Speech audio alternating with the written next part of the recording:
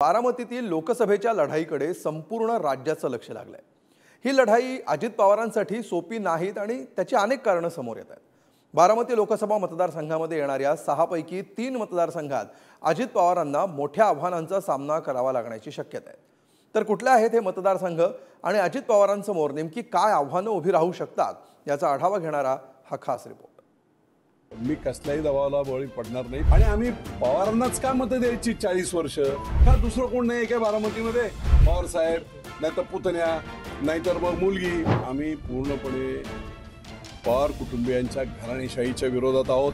विजय शिवतारेंची बंडखोरी महायुतीसाठी चांगलीच डोकेदुखी ठरते। मुख्यमंत्री एकनाथ शिंदेंनी विजय शिवतारेंची दोनदा समजूत काढायचा प्रयत्न केला, पण ते बारामती लोकसभा मतदारसंघातून निवडणूक लढण्यावर ठाम आहेत। अजित पवारांची राजकीय दादागिरी मोडीत काढण्याचा निश्चय त्यांनी पुन्हा एकदा बोलून दाखवलाय। आता हा वाद नेमका काय आहे तर युती सरकारच्या काळात शिवतारे राज्यमंत्री असताना पुरंदरवरून बारामतीला देण्यात येणाऱ्या पाण्यावरनं वाद पेटला होता। बारामतीला पाणी कसं जातं हे पाहतो असं चॅलेंज शिवतारेंनी अजित पवारांना दिलं होतं। 2019च्या लोकसभा निवडणुकीत विजय शिवतारेंनी पार्थ पवारांविरोधात आक्रमक प्रचार केला होता। या निवडणुकीत अजित पवारांनी शिवतारेंना सांगून पाडलं। मी कसल्याही दबावाला बळी पडणार नाही। फक्त एकच आहे, एका कोणाला थांबवण्यासाठी किंवा मारण्यासाठी दुसरा ब्रह्मराक्षस तयार करणे महाराष्ट्राच्या हिताचं नाहीये। आम्ही पवारांनाच का मतं द्यायची 40 वर्ष। बारामतीत सुद्धा तावरे आहेत, जाचक आहेत का दुसरं कोण नाही काय बारामतीमध्ये। एक लक्षात घ्या, आम्ही पूर्णपणे पवार कुटुंबियांच्या घराणेशाहीच्या विरोधात आहोत। आम्हाला कुठल्याही प्रकारे महायुतीचं वातावरण गढूळ होईल अशा प्रकारचं वक्तव्य किंवा कृत्य करायचं नाही, पण सातत्याने विजय शिवतारे हे करत आहेत आणि संपूर्ण महाराष्ट्रामध्ये हाच मेसेज जातोय की मुख्यमंत्री माननीय एकनाथरावजी शिंदे शिवसेनेचे मुख्य नेते या नात्याने त्यांचे नेते हे त्यांचं ऐकत नाहीयेत। बारामतीत सुप्रिया सुळे विरुद्ध सुनेत्रा पवार असा तुल्यबळ सामना होतोय, त्यामुळे प्रत्येक आमदाराला पदाधिकाऱ्याला महत्त्व प्राप्त झाल्याचं दिसतंय। काही दिवसांपूर्वी शरद पवारांनी 40 वर्षाचं राजकीय वैर बाजूला ठेवून भोरचे काँग्रेस आमदार संग्राम थोपटे यांचे वडील अनंतराव थोपटेंची भेट घेतली। शरद पवारांच्या या बेरजेला विरोधकांकडून वजाबाकीनं उत्तर देणं सुरू आहे। त्याचाच एक भाग म्हणून शिवतारेंनी थोपटेंची भेट घेत वर्षानुवर्षाच्या वैराची उजळणी केली। शिवतारेंनी अनंतराव थोपटे यांच्याकडे शरद पवारांसह अजित पवार यांच्याबद्दलच्या तक्रारींचा पाढाच वाचला। आता हे थोपटे पवार वाद नेमका काय आहे हेही समजावून घेऊया। काँग्रेसचे माजी आमदार अनंतराव थोपटे आणि शरद पवार यांच्यामध्ये 40 वर्षांचा संघर्ष होता। 1999 मध्ये अनंतराव थोपटे मुख्यमंत्री पदाच्या शर्यतीत होते।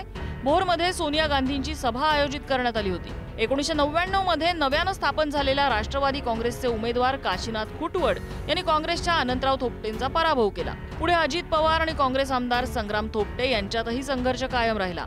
2019च्या मंत्रिमंडळात संग्राम थोपटेंना स्थान दिलं जाणार होतं, पण ऐनवेळी नाव काढण्यात आलं आणि याचा आरोप थोपटेंनी पवारांवर केलाय। नाना पटोलेंनी राजीनामा दिल्यानंतर विधानसभा अध्यक्षपद संग्राम थोपटे यांना हवं होतं तसं करण्याचा निर्णयही झाला होता, पण अजित पवारांनी विधानसभा अध्यक्ष होऊ दिला नसल्याचा आरोप संग्राम थोपटे यांनी केला होता। इतकंच काय, पण बारामतीतली सुद्धा अनेक कुटुंब आहेत ना, पवारच का? आणि म्हणून ही लढाई बेसिकली सातत्याने अन्याय होत आलाय। कोणाला काय मी सगळं बोललोय, तुमच्या बाबतीत सुद्धा बोलतो। दादाला मंत्रिपद याच्यात मिळत होतं, मी साक्षीदार आहे त्याचा। महाविकास आघाडी न्याय होऊ देऊन दिलं, अध्यक्षपद 100% फायनल होतं, दिलं का होऊन? पुण्यात दुसरं कोणी नको। या बाबतीमध्ये अजून कुठेही फॉर्म भरायची प्रक्रिया ही सुरू झालेली नाहीये। त्याच्यामुळं जे टप्पे आहेत, ज्या जागा राहिलेल्या आहेत त्या जागांची निवडणूक पुढच्या टप्प्यांमध्ये आहे। योग्य वेळी निर्णय होतील, कुठेही वाद राहणार नाही, त्याची दक्षता महायुतीतले सगळे पदाधिकारी घेतील आणि जे काही गैरसमज आहेत ते लवकरात लवकर दूर केले जातील। बारामती लोकसभेच्या निमित्तानं हर्षवर्धन पाटील आणि अजित पवार यांच्यातलं जुनं वैर पुन्हा उफाळून आलंय। अजित पवार महायुतीत आल्यानंतर पुन्हा एकदा भाजपच्या हर्षवर्धन पाटलांची इंदापुरात कोंडी होताना दिसतेय। त्याच पार्श्वभूमीवर हर्षवर्धन पाटील यांच्या कन्या अंकिता पाटील आणि देवेंद्र फडणवीस यांची सागर बंगल्यावर चर्चा झाली। आता पुन्हा एकदा बैठक होणार असून त्या बैठकीला अजित पवार सुद्धा उपस्थित राहतील। आता हा सुद्धा वाद समजावून घेऊया। इंदापूर हा हर्षवर्धन पाटील यांचा गड. 1995 ते 2014 मध्ये इंदापुरात हर्षवर्धन पाटलांची निर्विवाद सत्ता होती. हर्षवर्धन पाटलांच्या गडाला अजित पवारांनी सुरुंग लावला. 2014 मध्ये त्यांनी दत्ता भरणेंना निवडून आणलं. 2019 मध्येही इंदापूरची जागा राष्ट्रवादीच्या वाट्याला आली आणि हर्षवर्धन पाटील यांनी भाजपची वाट धरली.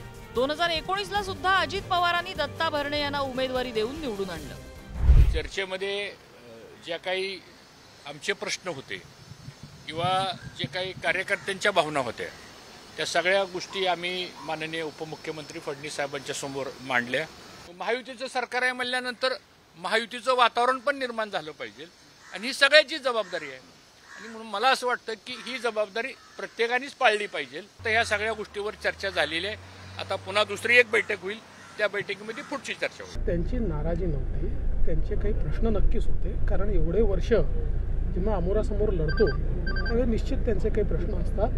ते प्रश्न सोडवण्याचं मी पूर्ण आश्वासन दिलं आहे. त्यातल्या काही अडचणी आम्ही सोडवलेल्याही आहेत. मला पूर्ण विश्वास आहे, कारण हर्षवर्धन पाटील जेव्हापासनं भारतीय जनता पक्षामध्ये आले आहेत त्यांनी सातत्याने भारतीय जनता पक्ष मोठा करण्याचा प्रयत्न केलेला आहे. पक्षाच्या प्रती समर्पित भावनेने ते त्या ठिकाणी काम करतात आणि त्यांच्यासारखं नेतृत्व हे मोठं झालं पाहिजे. भारतीय जनता पक्षाची जबाबदारी आहे. अजित पवार आपल्या पत्नी सुनेत्रा पवारांसाठी जीवाचं रान करतायत. मात्र बारामती लोकसभा मतदारसंघातील इंदापूर, भोर आणि पुरंदर या 3 तालुक्यांचं गणित अजित पवारांसाठी त्रासदायक ठरू शकतं. कारण हर्षवर्धन पाटील, विजय शिवतारे नेते अजित पवारांच्या विरोधात असल्यानं याचा फटका त्यांना बसण्याची शक्यता आहे. त्यामुळे हे चक्रव्यूह अजित पवार कसं भेदणार हे पाहणं महत्त्वाचं असेल.